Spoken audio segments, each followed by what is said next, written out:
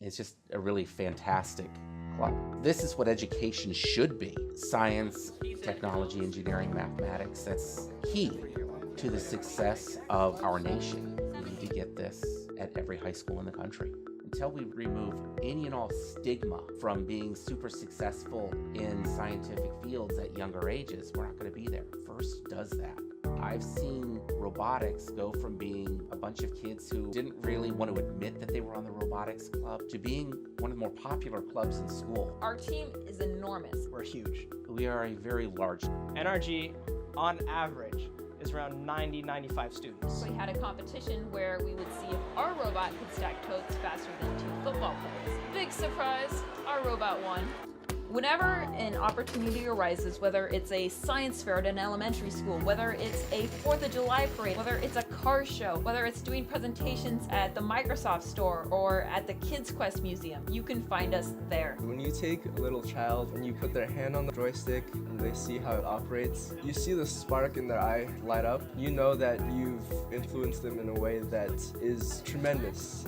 We want to show any boy, any girl can be engineers. They are learning by putting their hands on it. NRG is making a difference in the community. It's all about how you influence the community. In robotics, when you show interest, good things will happen. When I participated in Merit Badge Fair, I was able to teach the participants about robots in the industry. We taught them about robotics, about engineering. What careers do you have in robotics? Everyone there got to program a robot, they got to build a robot. It really gave them an insight into the process that goes into building a robot. I think it's important to have that so that they can see that it's not just for a specific group of people, and for the Girl Scouts, that's not specifically for men. Robotics is a really good way to inspire the community. Peer tutoring. We have created FDCs and FLL teams. We even created a special needs team in Mercer Island. We've had booths at Seafair, helped out at the Hour of Code for 3 years. Newcastle Days, the Washington Science Fair and the Seattle Science Fair, the Mini Makers Fair, libraries. We even started a fund for those affected by the Olso landslide with Team Skunkworks, and we donated food to HopeLink and donated shirts to Africa. When I first joined robotics, which was in 7th grade, I joined the FLL team in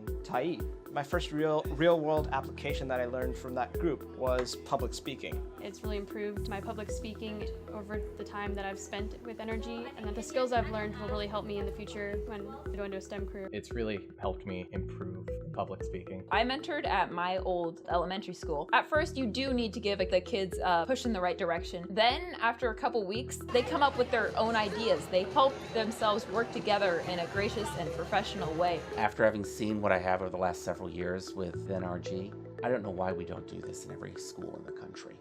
I guess it's raised the ceiling of my expectations infinitely high.